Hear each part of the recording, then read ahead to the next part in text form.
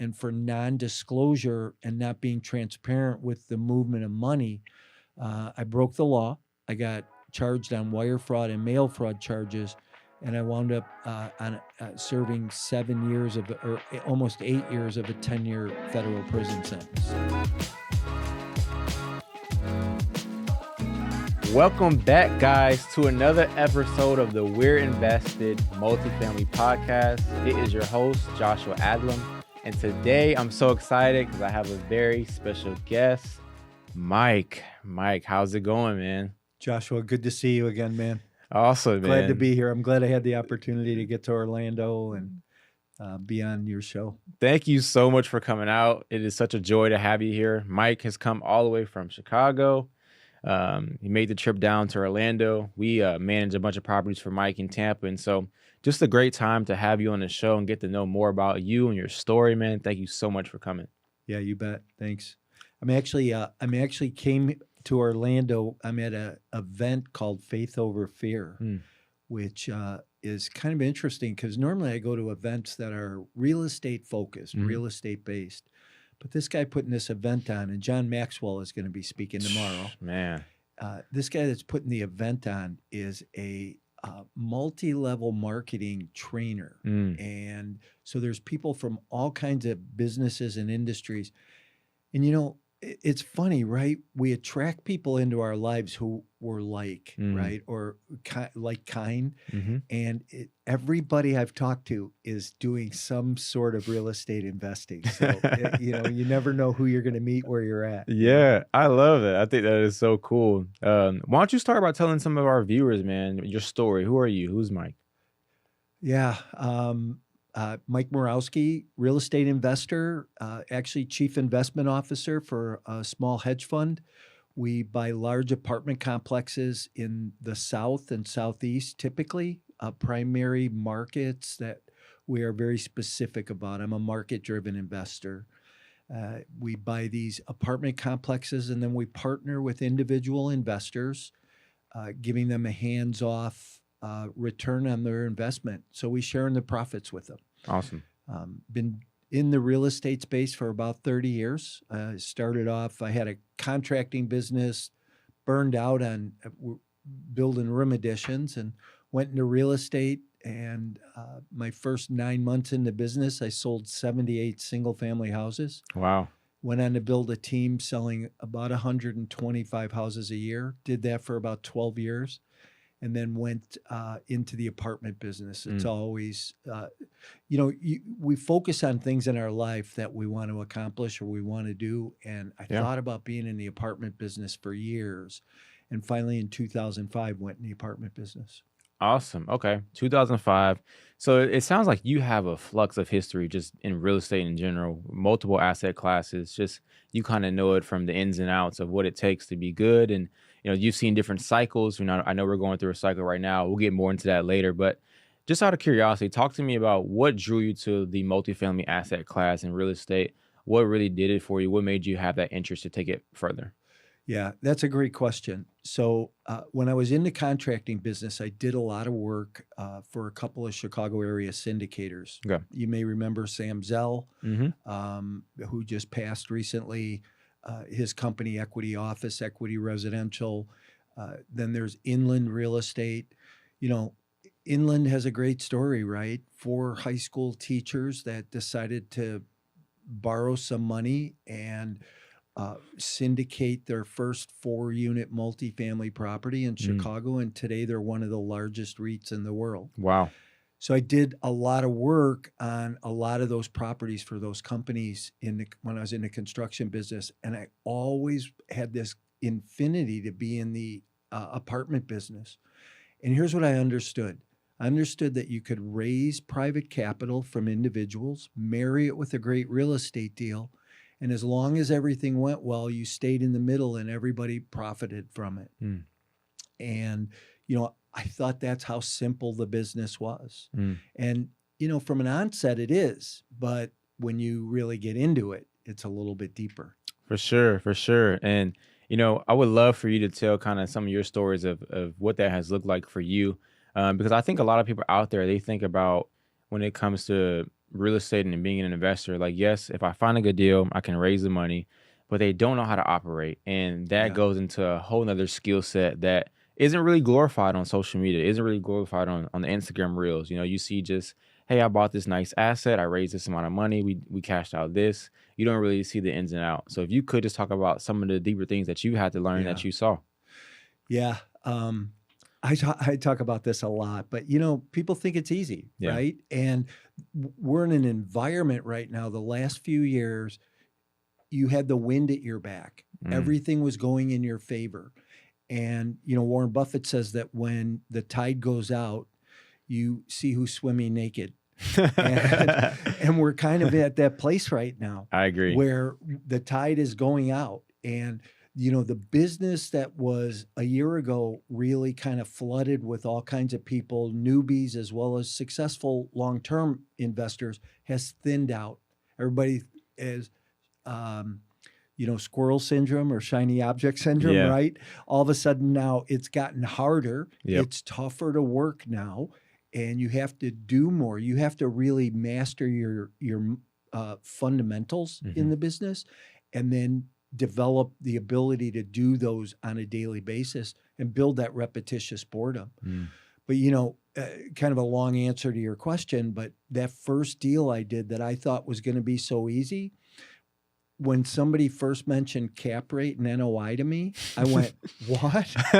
What does that mean? I Yeah. came from the residential side, and there was no, we didn't talk about that. Mhm. So I had a lot to learn. Mm. That first property that I bought was an 11-unit deal, and I thought, oh, this is going to be great, right? The owner said, hey, you can buy this, put a new roof on it, fix the balconies, put a boiler in, upgrade the units, refinish the parking lot, restripe the parking lot, and you'll be able to raise rents $100 a month. Mm. Well, I went in and I put a new roof on, put a boiler in, fixed the balconies, renovated apartments, put a new parking lot in, and I wasn't able to raise rents. Mm. And I kept the same demographic and tenant base in there. And it was a very educational couple of years going Right. through that process, because it helped me realize everything I needed to know. Mm. It wasn't just about raising money. It wasn't just about finding real estate. It was how you found real estate. Mm. What was your buy box? How did you find those deals to buy? How did you do the due diligence? That, I always say due diligence is that piece of the process where you are really making sure you're buying what the seller and the broker were selling you. Because what they tell you and what it actually is. I always look at it like this. There's three ghosts. Hey, Joshua, did you ever see the movie Christmas Carol? I have, yes. So we have the ghost of the Christmas past, present, and the ghost of Christmas future. Right. Same thing in multifamily. You got the ghosts of the past, the ghosts of the present, and the ghost of the future, especially when it comes to financials. Yeah. And you got to look at all that. So you have to know what you're going into. And I mentioned before, I'm a market-driven investor. So that market has to make sense. You could bring me a great deal today in Chicago, and I would say no. Yeah. I wouldn't even look at it. But you could bring me a questionable deal in Tampa, in Tulsa, and I would probably take a deep look at it. Right. You're right. Market driven is the best way to understand what to buy and how you're buying. And it's funny you say that. We were actually at our offsite yesterday as a company, and we were just kind of talking about some of the metrics that we're going to start looking at a little bit more to kind of make some of these decisions. And because we're in Florida, we're blessed to just kind of have a state or city that really just appreciates naturally over the 5-10 year threshold. Yeah. But really pencil in some of these metrics to better understand, okay, like this area I can really hit this IRR, or this area can achieve this rents, and understanding the economy in those areas. What makes this area have more employment? Right. What jobs are coming here? Why can't I get rents in this area? I think that's a whole deeper level that most people don't really truly Right. dive into when assessing a deal and understanding the demographics of the area they're in. So I think that's a very good point. Kind of on the same breath, I know you're a teacher. You have like students, and you do a bunch of trainings, and you kind of have a whole curriculum that you've created and kind of help people. Talk to us about that. What has that been like for you? What is your passion behind that? What made you start doing that? I know it's very successful. You just highlight some of that stuff. Yeah, so I do a couple of different things. I've learned a lot over the years. I've been through these cycles. I've built companies, lost companies, and through those challenges or opportunities, however you look at them, you learn a lot. And so I feel I have a lot of knowledge to give people. Hmm. I do a group coaching program, and I teach the fundamentals. I teach everything from goal setting to developing a buying strategy, how to pick a market, underwriting. Underwriting's just that fancy word for how do we look at those three sets of ghosts, Yeah. right? The due diligence, how to go to contracts, how to negotiate. So I teach all those fundamentals, including operations, and I do that on a group basis, right? But you're not getting a lot from that. There's nobody holding you accountable. Nobody, asking you to take the risk to take action and go forward.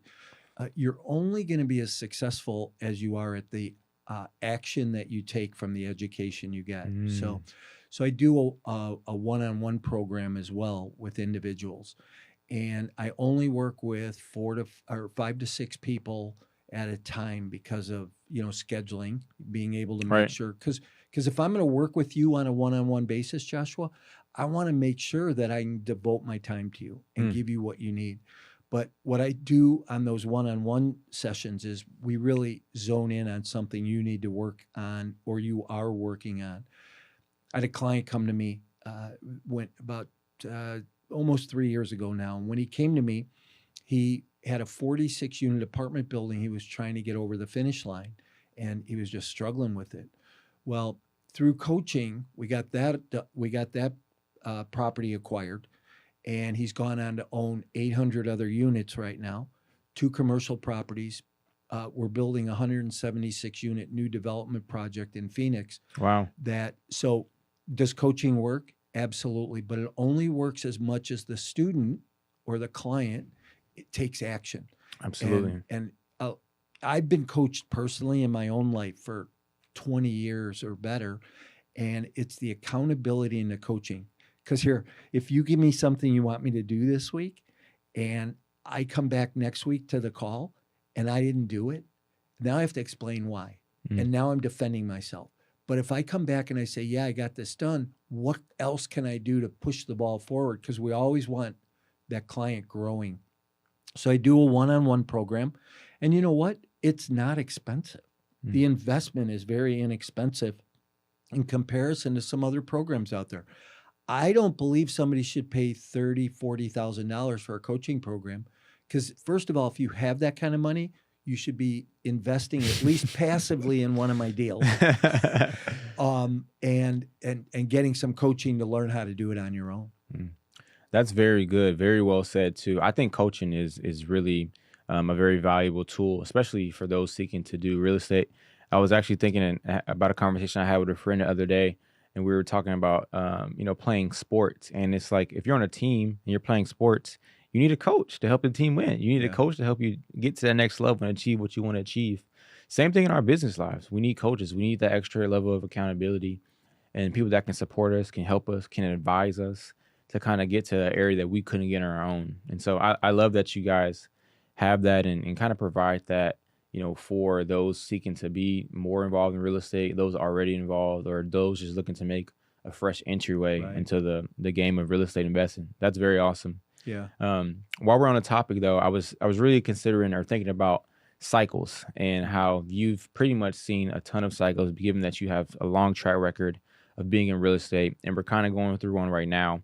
If you could, man, just talk about some of the adversity that you've overcome in real estate investing, some of the things that you've seen from your experience with cycles, and kind of how you were able to overcome those things and kind of just continue your career and continue to be successful. Yeah.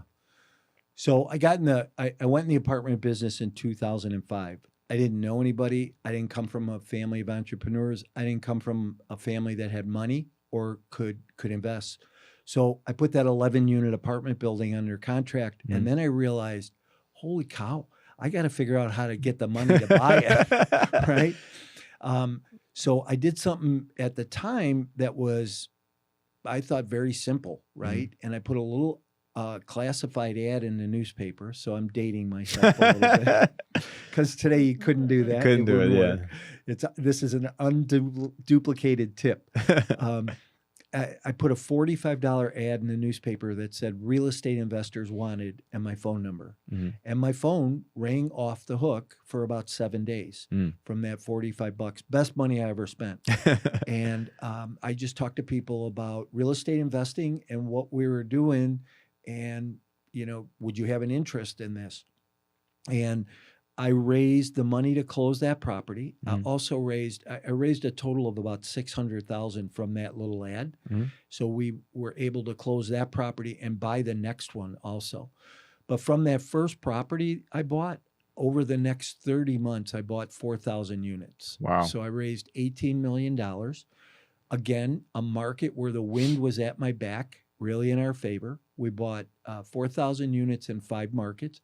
I bought that first deal in Chicago. I said, I'm not going to make any money in Chicago here. We're going to go to other markets. Yeah. So owned a bunch in the Ohio Valley, Alabama, Northern Alabama, and the Texas market. And by this way, did you raise all this money from newspaper ads? No. I was about to say, oh my goodness, No. that has to be a world record. Some of how I raised some of that money we still do today and can do today. Gotcha. So I did a lot of seminars in my office. Okay. So I was in an office that had a nice conference room, Mhm. and we would put 20 brand new faces in that conference room twice a week, Tuesday and Thursday night, and do a 45-minute seminar on real estate investing, the fundamentals.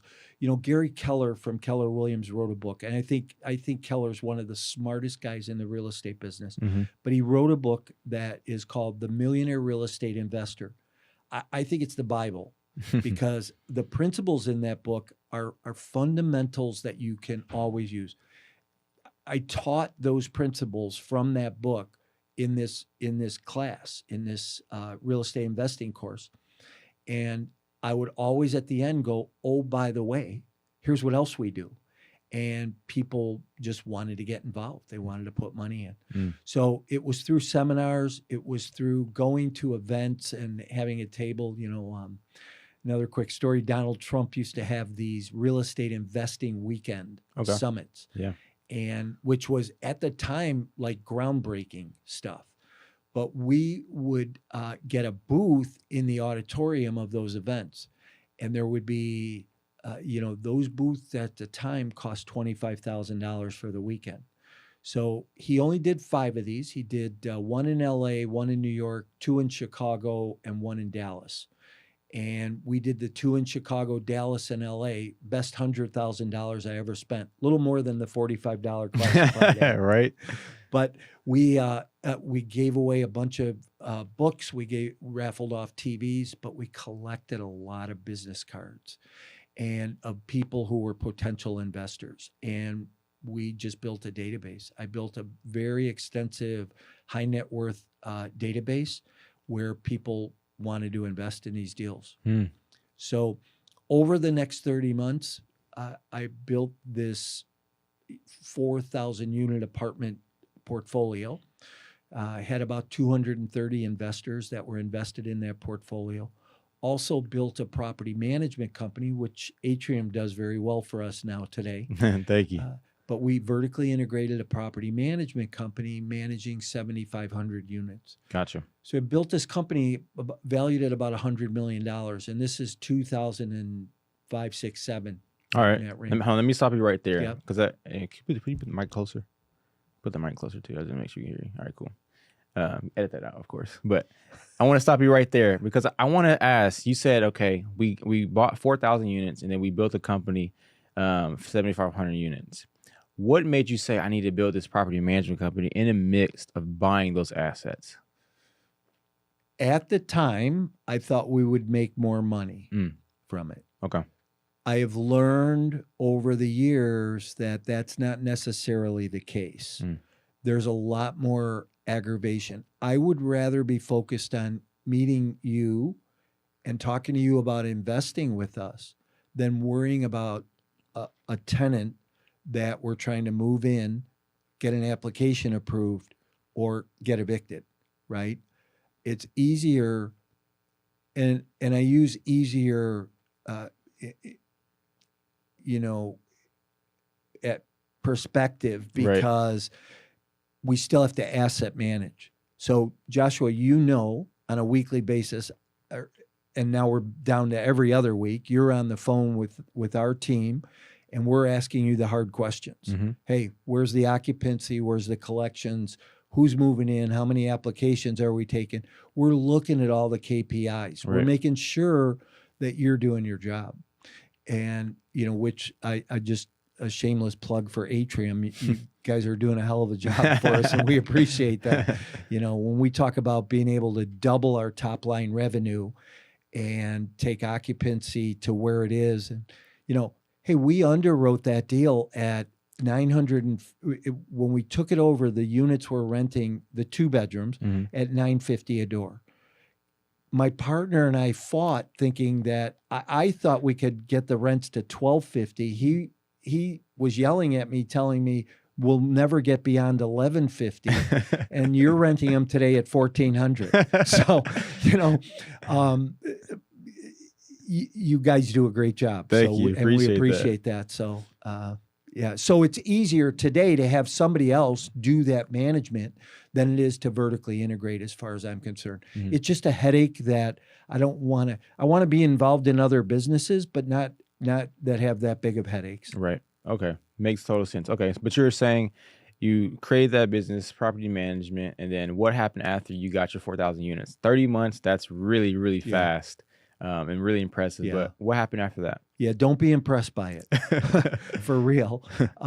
In 2007, I closed 17 deals for 2,200 units in 3 different states. Mm. It was a little bit of brain damage. Grew really way, way too fast. So I always tell people I made 5 mistakes, and that was the first one. Grew way too fast, very unstable as a company. Then I was over leveraged.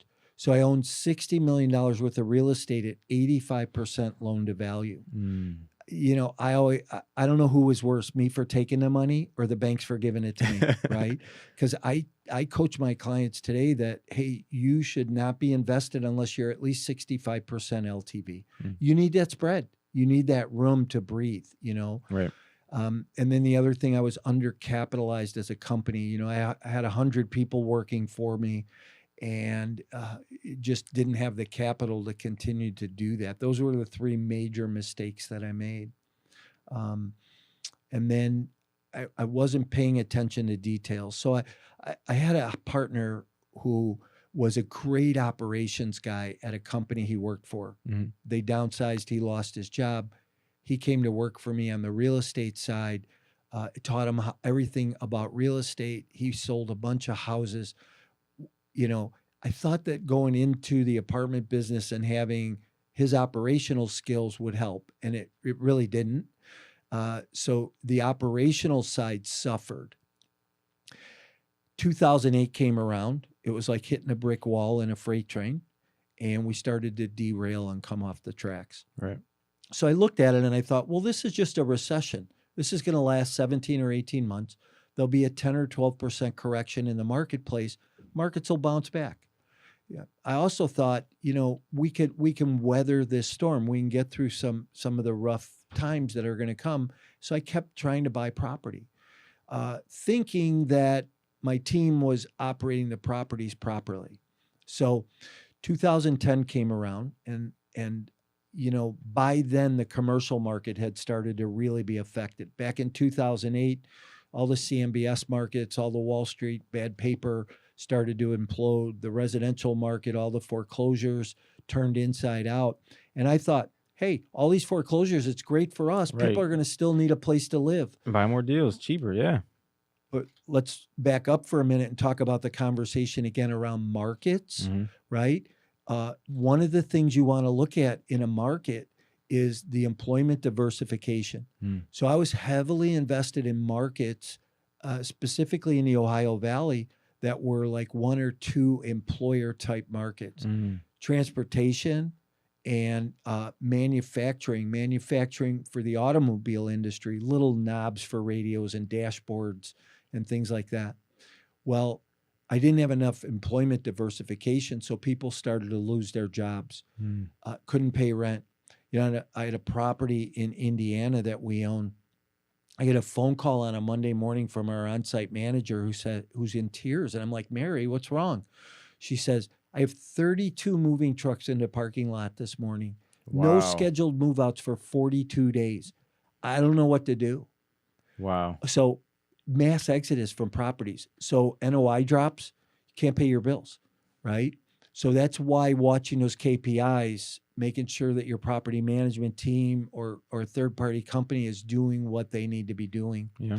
And we have a couple great partners in that business today. So, so that the commercial market had started to really get hit as a result of what happened in the residential side. So by 2010, we were just done. We were falling off the rails. So I thought, hey, being a recession, it's going to bounce back. Let me move money. So I would take money from profitable companies and put it in non-profitable companies. My accountant and my attorney both said, hey, it's okay to do that. Let's just leave a paper trail and we'll watch it. When the markets come back, we'll put the money back and you'll look like a hero. Yeah. So that was the intention. But like I said, the markets never came back. 2008 lasted 7 or 8 years with a 47% correction in the markets. You can't weather that storm no matter how hard you try. Yeah. So what happened was I didn't tell my investors of me trying to upright the ship and keep everything going. And for non-disclosure and not being transparent with the movement of money, I broke the law. I got charged on wire fraud and mail fraud charges. And I wound up serving 7 years or almost 8 years of a 10-year federal prison sentence. Gotcha. Wow. So a lot of good things there that I really kind of want to unpack, just for our viewers, because again, one, just appreciate the transparency of telling your story and kind of some things you've learned. And two, I just think a lot of people can learn from those mistakes that you list. I know you said 5 of them, but thinking back to when you got that phone call on the Monday from your property manager. Yeah. 32 people moving out and they weren't scheduled to. As a investor and as a leader, not only that, but just as a human, what's going through your mind when you hear that type of news? Because to me, not being a part of that moment or that cycle, it sounds like that was rock bottom. Like it would be hard to have seen an end in sight. What was going through your mind initially when you kind of said, okay, I got this one property, 30 people moving out at one time. What do I do from here? What was kind of like your mindset? Yeah, I'm not going to say what I said, but I knew I was in trouble, and I didn't really know what to do. I know I got in the car, I went home, packed a bag, and I went to the property and tried to see what we could do. So after the initial shock set in, and I realized that this was happening and that people were moving out, we put a plan in action. We went to the city, met with the mayor, tried to get some tax relief. We tried to get some incentives from the city to help us be able to move tenants in. We tried to get some incentives from the city to help us finish our repair projects that we had in place, that we had to take our CapEx budget now and keep the property operational. We wound up meeting with the lender and mitigating the loan. So the lender reduced what at the time was a 7% interest. We got them to knock 4 points off and got the interest down to 3%, paying interest only for the next 5 years on the loan. And they took $100,000 off the principal owed, just wiped it clean off the loan, and we put any late payments on the backside. And they gave us 6 months relief before we had to start paying payments again. Wow. So the lenders at that time were working with you if you went to them and you communicated with them, much like today's environment. Look, if your loan's in trouble, go to your lender. Start those conversations today. If you see a problem coming in a year from now, go to your lender. Start those conversations today, because the proactiveness in your part is going to help.